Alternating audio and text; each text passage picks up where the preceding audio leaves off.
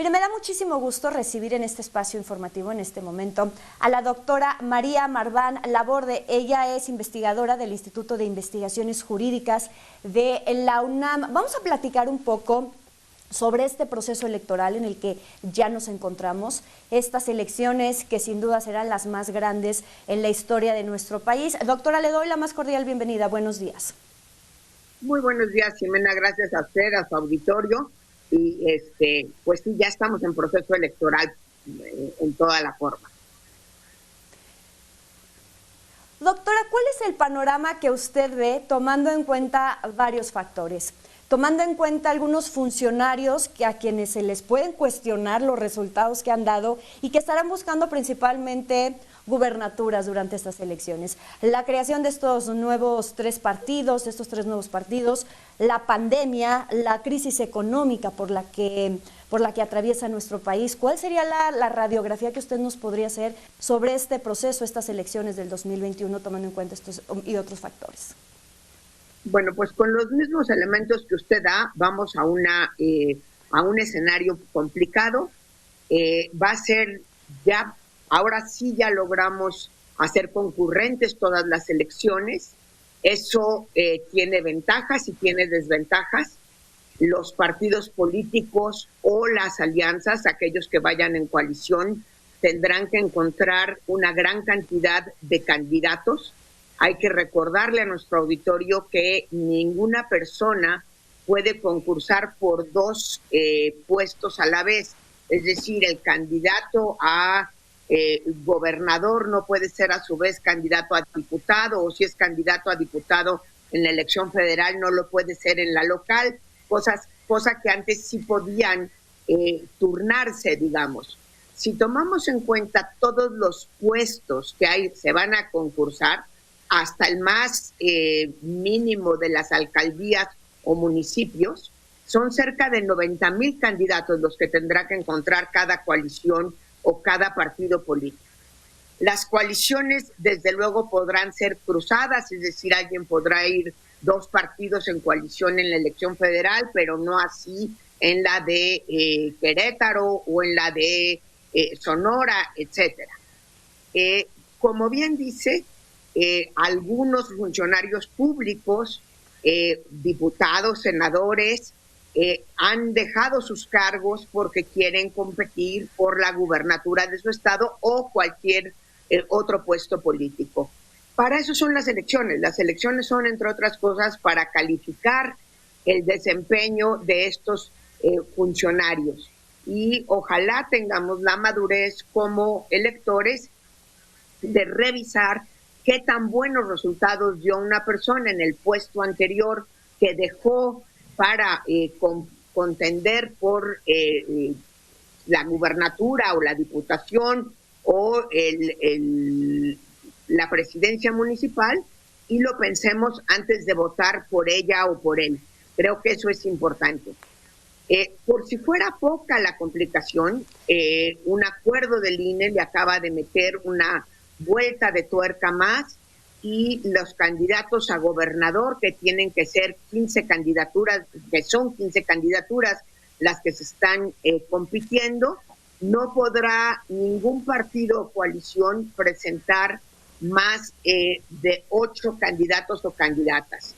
Me preocupa un poco cómo se va a implementar esto, porque como decía yo, dos partidos, voy a decir partidos al azar, el PAN y Movimiento Ciudadano, podrían ir en coalición en Querétaro, pero no así en Sonora. Entonces, ¿cómo van a sacar las sumas de esas 7, 8? No necesariamente está visto.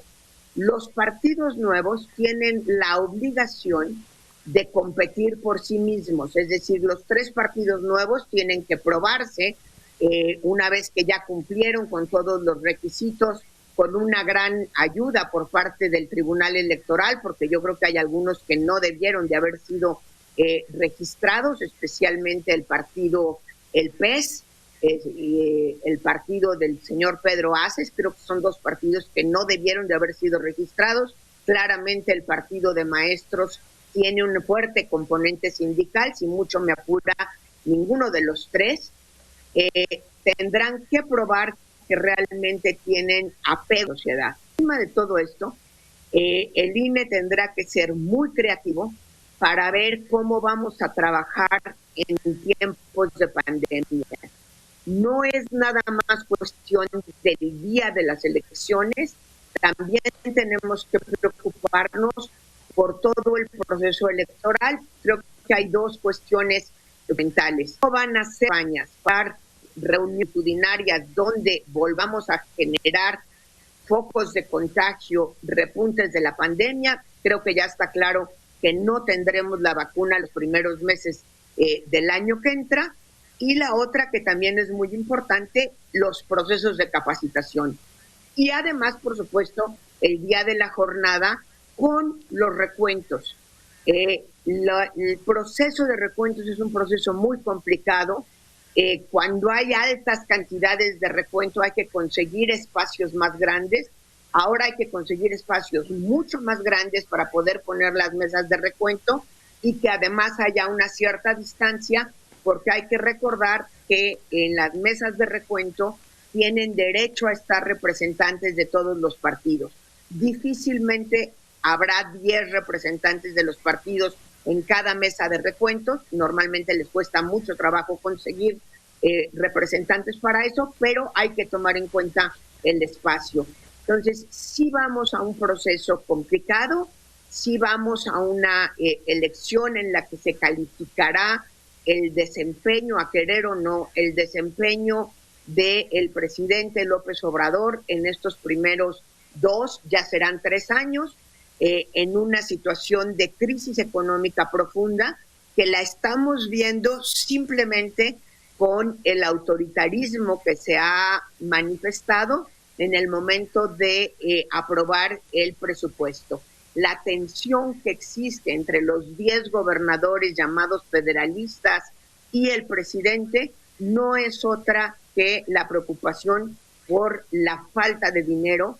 Ha caído la recaudación, ha caído la actividad económica y no se cede en los programas emblema del presidente, donde se están yendo todos los recursos o mucha parte de los recursos hacia el sur del país y seguramente hacia programas sociales usados con una preocupación electoral.